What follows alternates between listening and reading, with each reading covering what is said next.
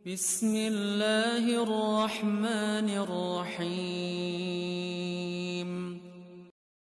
Assalamualaikum. Jangan lupa like, comment, and subscribe. Bye.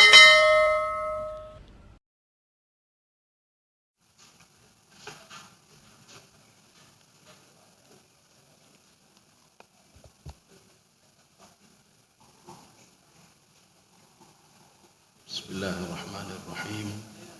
Assalamualaikum warahmatullahi wabarakatuh. Alhamdulillahi rabbil alamin.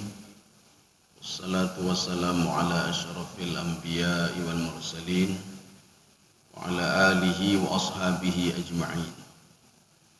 Raditu billahi rabba wa bil islami dina wa bi Muhammadin nabiyya wa rasulah. Rabbi shrah li sadri wa yassir li amri wahlul 'uqdatam min lisani yafqahu qawli.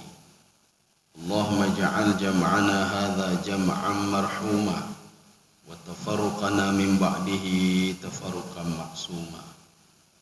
Kaum muslimin dan muslimat sidang jamaah subuh yang dirahmati Allah. Kita lanjutkan kajian tafsir surah Al-Baqarah. Kita menggunakan tafsir Al-Baydawi. Kita sudah memasuki ayat 63. Jadi ini cerita tentang Allah Subhanahu wa taala mengangkat bukit Tur di atas kepala Bani Israel. Untuk apa diangkatnya? Jadi artinya Bani Israel itu mereka tidak mau memegang Taurat. Padahal sebelumnya ketika mereka berada di perkampungan Ti, mereka minta kepada Nabi Musa alaihissalam. Mintanya apa? Kami makanan tidak ada, minuman tidak ada, apa-apa tidak ada. Kemudian undang-undang juga tidak ada. Kami mau undang-undang itu, mau makanan, minuman dan undang-undang. Makanan sudah direalisasikan, minuman juga sudah. Kemudian setelah itu apa? Nabi Musa mengatakan, kalian tunggu di sini selama 40 hari saya akan menerima wahyu yaitu Taurat. Tetapi ketika Nabi Musa kembali kepada kaumnya, mereka menolak Taurat. Kenapa? Karena penuh dengan aturan. Makanya ada 10 isi Taurat. Salah satunya apa? Dilarang mencuri, dilarang berzina, dilarang menzalimi orang lain, mengambil punya orang lain, sembahlah Allah. Karena itu dianggap oleh mereka ini susah. Dan Taurat itu ada safarnya. Kalau kita surah ini itu safar. Ada 5 safar, salah satunya apa? Safar takwid, safar tathniyah, dan lain sebagainya. Ada safar. Kalau kita surah Al-Baqarah, surah Ali Imran, surah An-Nisa. Kemudian sebagian penafsir mengatakan Taurat itu pada 9 lempengan. Ada yang mengatakan fi al-wahid, lempengan kayu. Ada yang mengatakan lempengan batu. Ada yang mengatakan 8, ada yang mengatakan 7 lempengan. Semua itu berisi firman Allah Subhanahu wa taala. Itu berbeda kan dengan Al-Quran. Jadi Al-Quran diturunkan 23 tahun. Jadi selama 23 tahun itu 114 surah. Dan ada 6.236 ayat. Jadi beda dengan dengan Taurat. Dan mungkin kita muncul pertanyaan, apa bedanya kenapa sering disebutkan Taurat, Injil, Al-Quran? Sedangkan di Al-Quran jarang sekali disebutkan Zabur.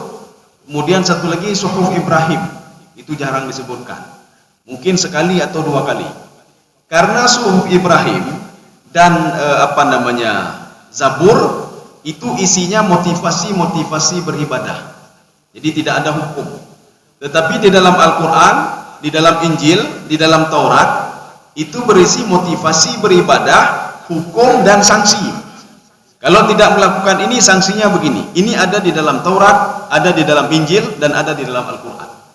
Jadi ketika Allah menyuruh bayar zakat, kalau nggak bayar zakat sanksinya begini. Lakukanlah salat, kalau nggak mau salat sanksinya begini.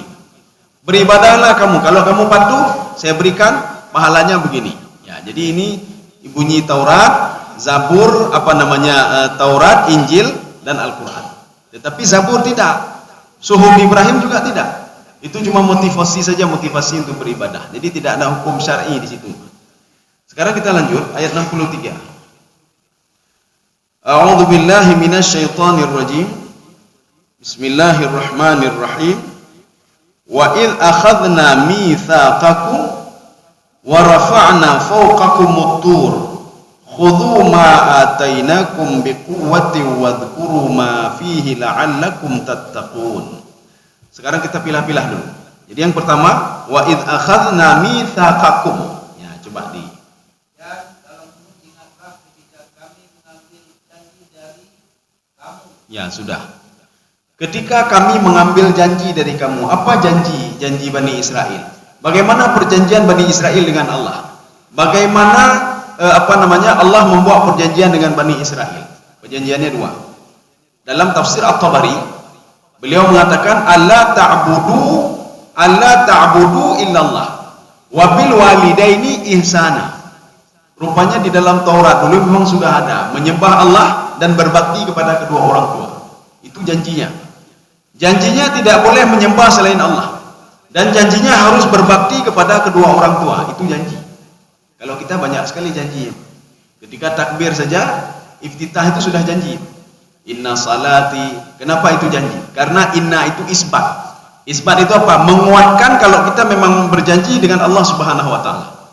Kita berjanji dengan Allah, inna salati wa nusuki wa mahyaya wa mamati lillahi rabbil alamin. Salatku, ibadahku, hidupku, matiku karena Engkau ya Allah. Kita sudah berjanji. Tetapi tatkala kita itu diberikan sakit, kita sudah marah-marah. Padahal tadi sudah berjanji. Salatku semuanya karena Engkau ya Allah. Kalau saya sakit, yang memberikan sakit adalah Engkau. Kalau saya sembuh juga memberikan kesembuhan adalah Engkau. Itu perjanjian kita. Maka Bani Israel dituntut dua saja. Kamu jangan menyembah selain Allah dan berbaktilah kepada kedua orang tuamu. Caranya bagaimana? Mereka tidak mau berjanji begitu saja. Tidak mau mereka. Maka cara perjanjian dengan Bani Israel, nah ini caranya ini. Baru mereka mau memegang janjinya. Kalau enggak mereka tidak mau memegang janjinya. Jadi artinya dibuat perjanjian, tetapi harus diangkat gunung dulu di atas mereka. Baru mereka mau berjanji. Ya, kalau enggak mau. Sekarang kita lihat. Wa rafa'na fawqakumut tur. Ini poin yang kedua. Ya, coba dibaca. Dan kami angkatkan gunung Tursina di atas kamu. Ya. Ya, sudah. Ini terjemah sudah menambah-nambah Bukit Tursina. Di sini bukan Bukit Tursina. Dalam tafsir Ibnu Abbas, tur itu apa tur? Ma'ambata minal jibal fahuwa tur. Jadi kalau ada gunung besar, di atas gunung ada gunung kecil lagi, itu tur namanya, Pak. Ya, nyentur namanya, Pak. Ya. Jadi tur itu kata Ibnu Abbas, tur yang dimaksud di sini adalah tur Palestina. Gunung yang di Palestina, bukan di Saina. Saina itu kan masuk ke Mesir, Pak. Tetapi kebanyakan penerjemah dan kita ini kalau mendengar tur pasti tur Saina. Bukan tur Saina. Tur itu bisa saja di Palestina, bisa saja Indonesia, Mbak. Berarti kalau gunung itu ada gunung kecil di Indonesia, tur juga namanya. Berarti yang tur itu adalah ma'ambata minal ardi. Kalau ada ma'ambata minal jibal. Kalau ada gunung-gunung besar, di atas gunung ada gunung-gunung kecil lagi, Mbak. Itu namanya tur. Walaupun sebahagian penafsir mengatakan tur huwa jibal. Tur itu adalah gunung. Gunung itu adalah tur. Kenapa? Dalam bahasa Saryaniyah, bahasa Saryaniyah adalah bahasa yang digunakan oleh anak Nabi Adam alaihissalam. Ketika mereka itu mau pergi ke gunung, mereka menyebutkan tur juga. Ya, jadi tur itu bisa gunung artinya. Kenapa? Di dalam bahasa Saryaniyah, bahasa anak Nabi Adam alaihissalam, Sambinu. Ya, kalau tur itu adalah gunung. Tetapi kalau dalam tafsir Ibnu Abbas, tur itu bukan gunung, tetapi anak gunung tur itu. Anak gunung. Jadi makanya tur di sini kata Ibnu Abbas tur Palestina. Kenapa? Bani Israel waktu itu tinggal di Palestina. Mereka tidak mungkin mereka balik ke Mesir, tidak mungkin balik ke Mesir. Sedangkan tur Saina itu berada di Mesir. Ya. Jadi tur ini adalah tur Palestina. Walaupun sebagian penafsir juga mengatakan tur Saina. Kenapa? Ini 70 orang ini, Pak. 70 orang yang mereka minta melihat Allah Subhanahu wa taala. Hatta narallaha jahrah. Ketika itu apa? Fa'akhadathum sa'iqah. Mereka ditimpa dengan badai yang kuat sekali, bahkan mengatakan api, Pak, sehingga mereka mati semua. Ini sudah mati semua. Kemudian mereka hidup kembali satu-satu. Ketika hidup kembali, apa kata Nabi Musa alaihissalam? Ini kitab Taurat, percaya enggak? Enggak percaya juga. Hai patihnya, Pak. Enggak percaya. Kalian tadi apa yang kalian alami? Ya, kami mati, kemudian kami hidup kembali. Apakah kalian tidak percaya? Tidak percaya juga. Hai patihnya, Pak. Ya. Ini sama seperti kisahnya seorang Bani Israel yang mengikuti Nabi Isa alaihissalam. Ya, ini sudah pernah kita ceritakan, kita ulang-ulang saja. Ini artinya apa? Urang kerhulai, memang Bani Israel itu kerhulai, Pak. Dia tidak percaya dengan mujizat sehebat apapun. Tidak takut dia, Pak. Anayo, Pak. Sehebat apapun mujizat itu tidak takut. Pada suatu hari ada seorang Bani Israel ingin mengikuti Nabi Isa alaihissalam. Apa kata Bani Israel? Wahai Nabiullah Isa, izinkan saya mengikuti engkau kemana saja engkau pergi. Boleh, kata Nabi Isa alaihissalam. Akhirnya Nabi Isa membawa bekal 3 roti ya. 3 roti dibawa. Di tengah perjalanan Bani Israel mengatakan, wahai Nabiullah Isa, ini saya sudah lapar sekali. Kita makan dululah. Jangan lanjutkan perjalanan dulu. Oh boleh, kata Nabi Isa. Akhirnya Nabi Isa makan roti pertama. Pemuda Bani Israel itu makan roti kedua. Ketika itu Nabi Isa minta izin sebentar. Ketika minta izin beliau balik, roti yang ketiga sudah hilang. Nabi Isa mengatakan, siapa makan roti ketiga? Pemuda tadi mengatakan, jangan engkau tuduh saya. Saya tidak makan roti yang ketiga. Saya makan roti yang kedua. Engkau yang pertama, saya yang kedua. Yang ketiga saya tidak tahu kemana roti itu. Mari kita lanjutkan perjalanan, kata Nabi Isa alaihissalam. Ketika melanjutkan perjalanan, pemuda tadi mengatakan, wahai Nabiullah Isa, saya sudah lapar lagi ini. Akhirnya Nabi Isa melihat seekor kambing. Dia sembelih kambing itu. Dan mereka bakar kambing itu sehingga mereka makan kambing itu. Kambing itu sudah menjadi tulang belulang. Ada kulitnya, ada tulang-tulangnya. Nabi Isa berdoa kepada Allah, ya Allah, hidupkan kembali kambing ini ya Allah. Kambing ini hidup kembali. Ketika itu Nabi Isa berkata kepada pemuda Bani Israel tadi, ara'aita mu'jizati? Kamu lihat mukjizatku? Kambing yang sudah mati, tulangnya sudah hancur, kemudian dia menyatu kembali. Kamu lihat? Ya, saya lihat mukjizat engkau. Luar biasa engkau. Ya, Pak. Kalau kamu mengakui ini mukjizatku, mana roti yang ketiga? Siapa makan roti yang ketiga? Pemuda tadi mengatakan tidak. Saya tidak makan roti yang ketiga. Kenapa selalu menuduh saya? Tidak takut dia, Pak, dengan mukjizat Nabi Isa alaihissalam. Kemudian setelah itu melanjutkan perjalanan lagi. Waktu itu ada sebuah telaga. Yang telaga itu tidak bisa dilalui kecuali dengan apa namanya? Kapal ya, dengan kapal, dengan sampan. Jadi ketika itu apa Nabi Isa mengatakan, wahai pemuda, pegang tangan saya. Kita akan berjalan melewati telaga ini. Dilihat Nabi Isa bisa berjalan di atas air. Pemuda ini bertanya, kaifa tamshi 'alal ma'? Bagaimana engkau bisa berjalan di atas air? Nabi Isa mengatakan, ittaqillah, bertakwalah kamu kepada Allah. Artinya apa? Bersihkanlah dirimu. Sehingga Nabi Isa mengatakan, ara'aita mu'jizati? Kamu lihat mukjizatku? Iya, saya lihat, luar biasa engkau bisa berjalan di atas air. Kalau demikian, kamu lihat enggak roti yang ketiga? Nah, saya enggak lihat roti yang ketiga. Kenapa menuduh saya? Sudah 2 kali menuduh saya makan roti yang ketiga. Saya tidak makan roti yang ketiga. Akhirnya mereka sampai ke ujung telaga itu. Nabi Isa melihat ada sebuah gundukan pasir besar. Nabi Isa berdoa kepada Allah, Allahumma ja'alhu dhahaban. Ya Allah, jadikan pasir ini menjadi emas. Akhirnya pasir itu menjadi emas dan dibagi 3 oleh Nabi Isa alaihissalam. Pemuda Bani Israel tadi bertanya, wahai Nabiullah Isa, kenapa pasirnya dibagi 3? Kita kan cuma berdua. Ya, nampak. Kenapa tidak bagi 2 saja? Begini kata Nabi Isa. Yang pertama untuk saya. Yang kedua untuk kamu. Yang ketiga untuk yang makan roti yang ketiga itu, yang hilang. Pemuda Bani Israel mengatakan, saya yang makan roti itu. Saya makan roti yang ketiga. Ya. Ini artinya apa? Mukjizat yang sudah dilihat dari Nabi Isa tidak membuat dia takut sama sekali. Hana mayoy, Pak. Sebagaimana orang membaca Al-Quran setiap hari, hana yoy atau Quran. Untuk adu di alam barzah bino, ketika sakaratul maut bino, ketika di padang mahsyar, di neraka, hana yo mubacutan yo. Ini sama seperti Bani Israel yang tidak pernah takut dia dengan apa? Bukit Tur diangkat di atas kepalanya. Maka di dalam tafsir Ibnu Abbas mengatakan, kalau ini kan kita terbayang Tur saja diangkat di atas kepala. Jadi ketika diangkat Tur di atas kepalanya, ketika itu di depannya juga ada api, kata Ibnu Abbas. Nanti bisa kita lihat tafsir Ibnu Abbas. Jadi dalam riwayat Ibnu Abbas dikatakan, malaikat Jibril itu Allah memerintahkan malaikat Jibril untuk mengangkat Bukit Tur. Kalau dalam tafsir Ibnu Abbas, Bukit Tur yang di Palestina.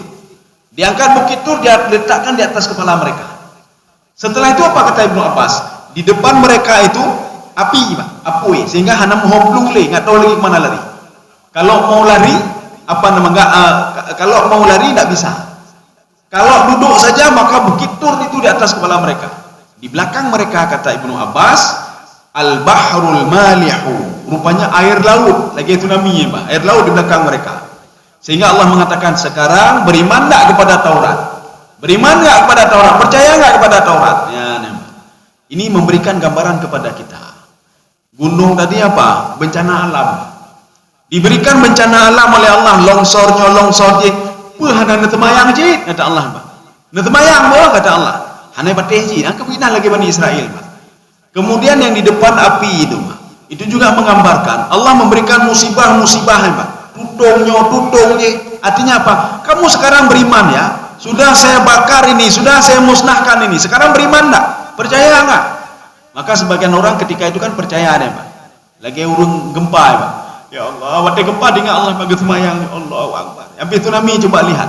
Begitu banyak orang yang salat habis tsunami, Pak. Tapi sekarang yang salat tadi enggak salat lagi dia. Adanya bekah nak mayang, hanali tsunami ya, Pak. Nanti waktu ada tsunami lagi salat lagi, Pak. Ya, Pak. Begitu juga gempa, Pak. Hanali gempa. Nanti waktu ada gempa ada semayang lah.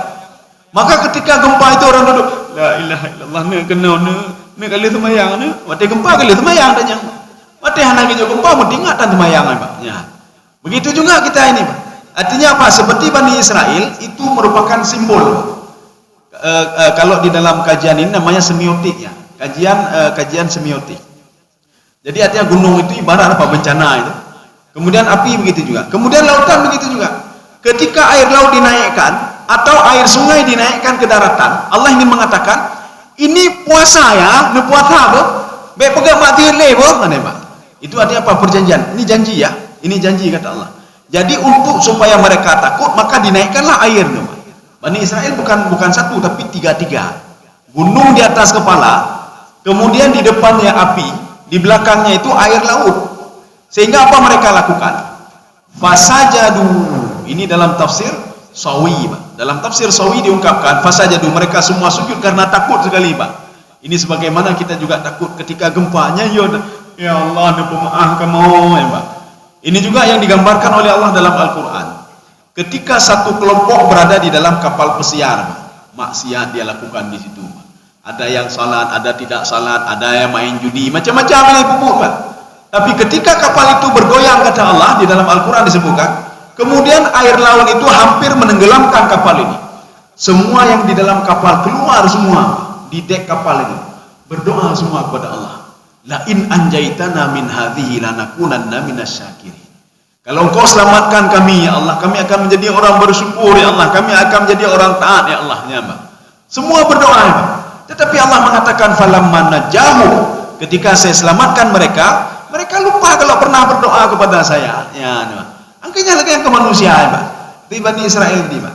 Dia ketika ada gunung di atasnya, ada bukit di atasnya atau gunung, ada api di depannya, di belakangnya itu juga ada lautan. Karena sudah merasa terjepit maka dia sujud. Kata Imam Sawi, fasajadu, tapi sujudnya aneh. Bagaimana aneh? Dia sujud hanya dengan kepala sebelah kiri saja. Sebelah kanannya melihat ke atas, ya, melihat ke atas. Makanya sekarang kalau Yahudi itu beribadah, dia itu ratapan. Jadi batu ratapan. Dia melihat ke atas sekali, melihat ke bawah, melihat batu ratapan sekali. Kenapa? Dia terbayang nanti bagaimana kalau ditimpa gunung lagi seperti Bani Israel dulu. Maka ketika mereka beribadah, coba lihat, mereka melihat batu ratapan dan melihat ke atas sekali, Pak, melihat ke atas sekali. Sebagaimana nenek moyang mereka, ketika mereka sujud dengan setengah kepalanya yang sebelah kiri, sebelah kanannya melihat ke atas. Ini kalau itu nyorok muyu habis nih, Pak, ya habis. Maka mereka patuh dan taat kepada Allah. Tetapi waktu itu saja, setelah dihilangkan gunung itu, dihilangkan api itu, tawallau, mereka berpaling juga dari Taurat. Hanya patih je ke Taurat, Pak. Mereka enggak percaya juga. Ini sebuah gambaran Allah ingin menampakkan kepada umat Muhammad. Ini tidak berlaku lagi untuk Bani Israel. Untuk apa Bani Israel ayat ini? Tidak perlu Bani Israel. Cuma untuk umat Nabi Muhammad, artinya jangan jadi seperti Bani Israel. Ayat ini kan diturunkan untuk Nabi Muhammad dan umat Muhammad. Jadi bukan untuk sebelum Nabi Muhammad, tidak. Jadi pelajaran apa? Untuk kita. Jadi bukan untuk Bani Israel. Sebagian orang salah memahami ketika melihat ayat ini, berjerah Bani Israel, berjerah. Berjerah kejadiannya sudah berlalu ini, Pak. Artinya Allah menginginkan, hai umat Muhammad, baik lagi Bani Israel. Jangan jadi seperti Bani Israel. Mereka takut kepadaku tatkala melihat azab di depannya. Ketika itu takut. Ketika azab itu saya larikan dari dia tidak pernah takut lagi kepadaku, kata Allah Subhanahu wa taala. Maka baik lagi Bani Israel. Ya, kaum muslimin sedang jamaah yang dirahmati Allah. Oke, Pak. Ya, sekarang kita lanjut yang poin yang selanjutnya. Khudhu ma atainakum biquwwatin. Ya, coba dibaca. Ini poin yang ketiga, Pak, ya. Peganglah dengan teguh apa yang kami berikan kepadamu. Ini apa maksudnya? Jadi Allah mengatakan, wahai Bani Israel, ini Taurat sudah ada seperti yang kalian minta. Ini sudah ada ini. Sekarang peganglah Taurat ini bitta'ah. Maksud biquwah di sini apa? Dengan ketaatan dan kesabaran. Apa maksud taat? Patuhlah kepada kitab Taurat ini dan sabarlah melakukan perintah Allah yang ada di dalam Taurat. Apa perintahnya? Jangan mencuri, jangan menyembah selain Allah, jangan berzina, jangan mendalimi orang lain, jangan mengambil hak orang lain. Itu isi Taurat. 10 nanti bisa kita lihat 10 isi Taurat yang berisi tentang suruhan dan anjuran-anjuran dari Allah Subhanahu wa taala melalui Nabi Musa alaihissalam. Ini maknanya khudhu ma atainakum biquwwah. Demikian pula kita. Pelajaran bagi kita apa? Ketika Al-Qur'an diturunkan, patuhilah Al-Qur'an. Ya, patuhilah Al-Qur'an. Jalankan apa yang ada di dalam Al-Qur'an sejauh kemampuan kita. Tetapi itu untuk perintah saja. Kalau untuk larangan tidak, bukan sejauh yang kita sanggup. Larangan memang harus 100%. Tidak boleh setengah-setengah. Ya. Maka Imam Nawawi mengatakan di dalam kumpulan hadis-hadis beliau Arba'in Nawawiyah. Beliau mengatakan, kenapa perintah itu lebih banyak dibandingkan larangan? Kan banyak perintah di Al-Qur'an, Pak. Menyuruh ini, berbuat baiklah kamu, jangan berbuat baiklah, salatlah kamu, bayar zakat, hendaklah bersedekah, kamu salatlah kamu, salat malamlah kamu, salat sunnahlah kamu. Kenapa banyak sekali perintah? Sedangkan larangan lebih sedikit. Karena perintah itu, kata Imam Nawawi, perintah bisa nego, ya, bisa nego-nego. Bagaimana bisa nego? Ketika Allah memerintahkan naik hajilah kamu, tidak sanggup ya Allah, hanapeng, berarti be haji. Umrahlah kamu, oh tidak sanggup, saya tidak punya duit, jangan bayar, jangan umrah. Bersedekahlah kamu, bagaimana bersedekah ya Allah mau peng dan umrah? Oh berarti BM bayar, jangan. Aqimus salah, dirikan salat. Terima kasih.